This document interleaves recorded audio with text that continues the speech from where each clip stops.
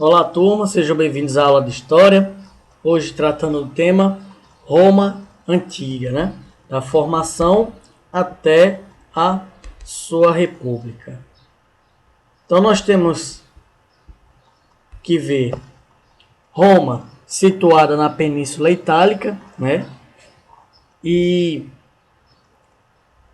entre suas características estão os Alpes, né? As planícies férteis que vão ser importantes para o cultivo e o rio Tibre, né? O rio Tibre que será o rio no qual essa civilização irá florescer. Bom, inicialmente, né, a península foi habitada pelos povos lígures ou íberos, mas com a invasão dos indo-europeus, diferentes civilizações se estabeleceram na região. Tá? A história de Roma se divide em... A divisão da história de Roma se dá através de uma divisão política, né? Então ela é dividida em monarquia, do ano de 753 a 509, de república, de 509 a 27 a.C., e império, de 27 a.C. até o ano de 476 depois de Cristo. Para entendermos Roma, temos que entender através da sua lenda, a lenda da formação de Roma. Tá? Então, vai ser importante também para a construção da identidade do povo romano. Então, nessa lenda, Enéas, que é descendente da deusa Vênus, havia sido um dos heróis da guerra de Troia, cidade onde era príncipe, mas foi obrigado a fugir depois das vitórias dos gregos.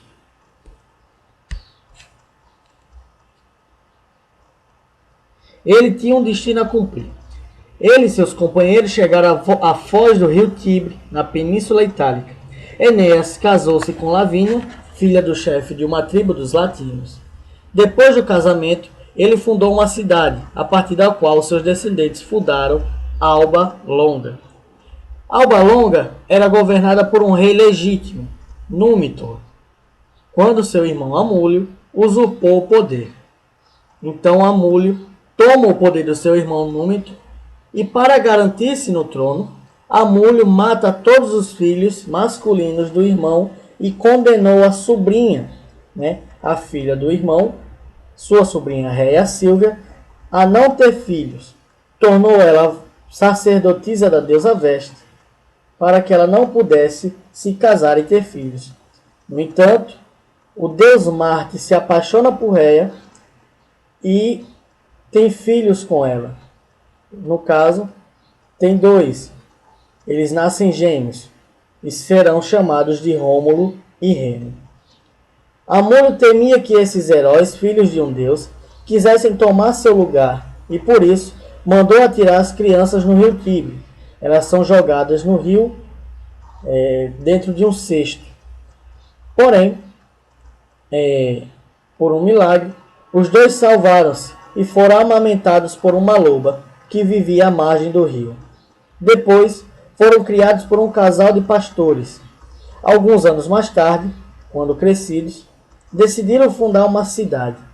Na disputa pela fundação e pelo governo dessa cidade, Rômulo saiu-se vencedor e matou o irmão Remo. Nascia assim a cidade de Roma, que lembra o nome de seu fundador.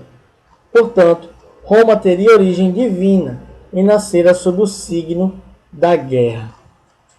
Então, segundo essa lenda, Roma foi fundada em 753 a.C.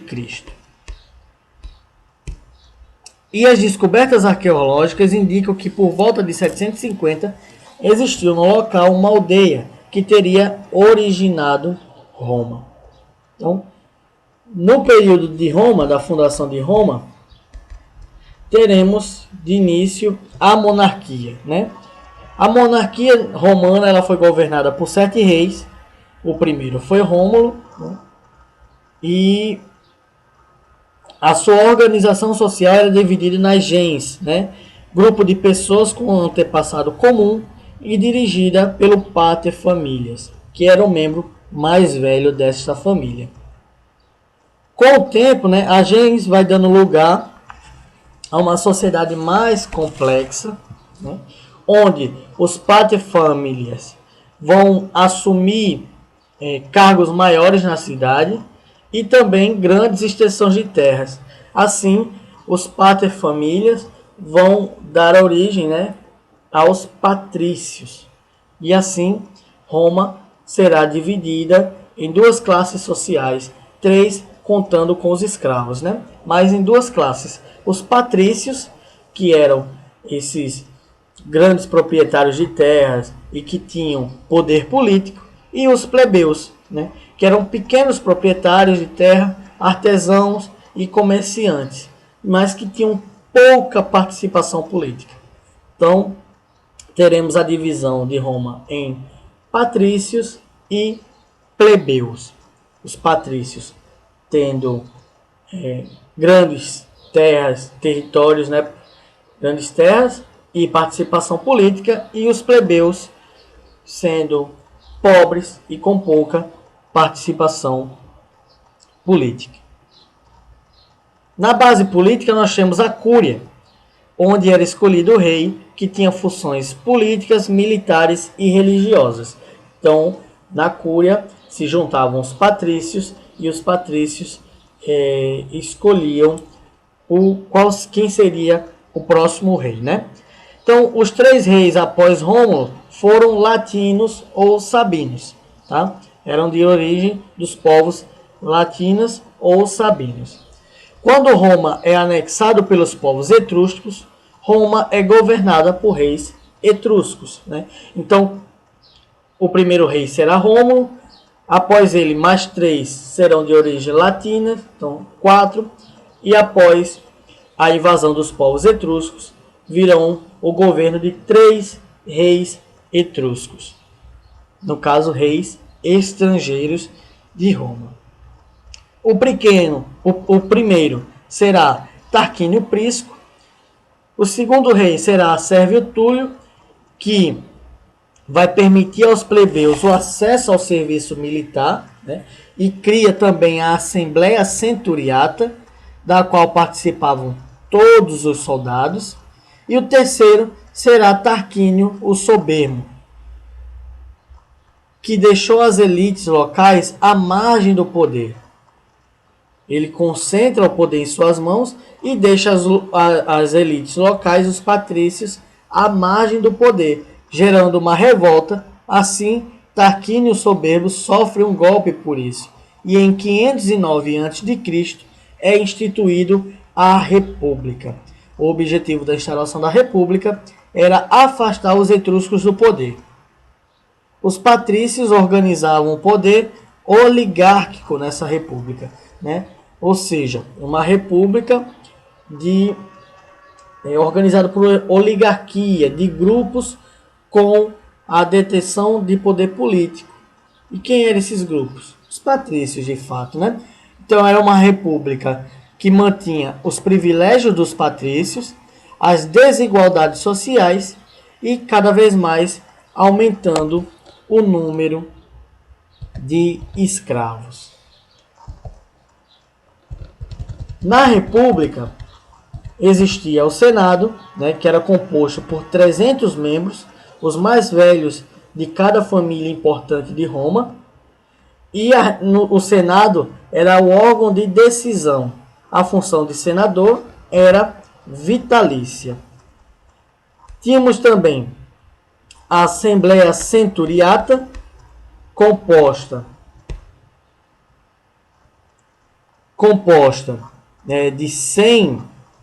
de 19 centúrias, e cada centúria equivalia a 100 soldados.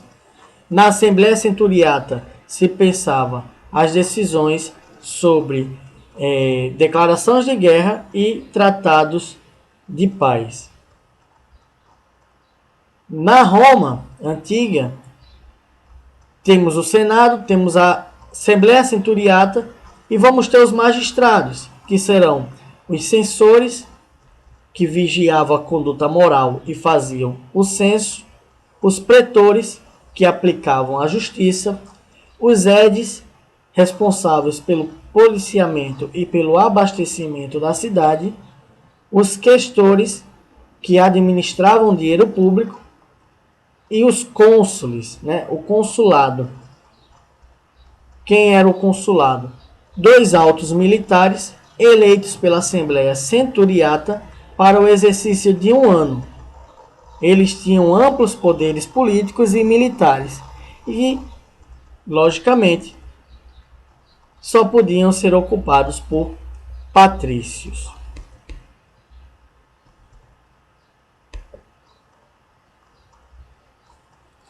Na República da Roma Antiga, começou a haver conflitos sociais, né?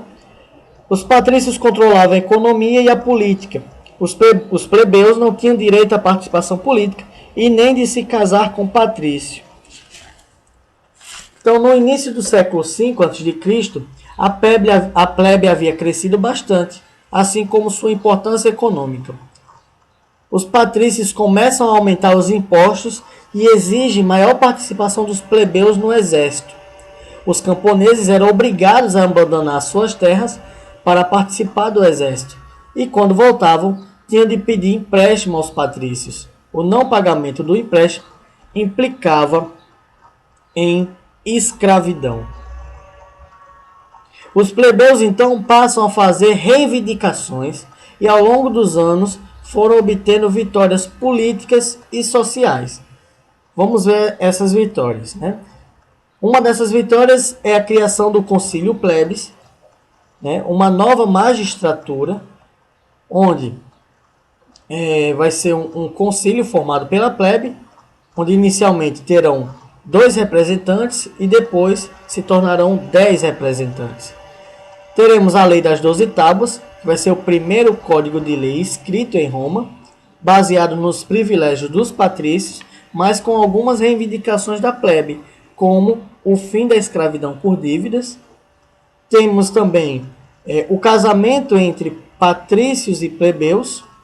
No ano de 366, teremos o primeiro cônsul plebeu, tá?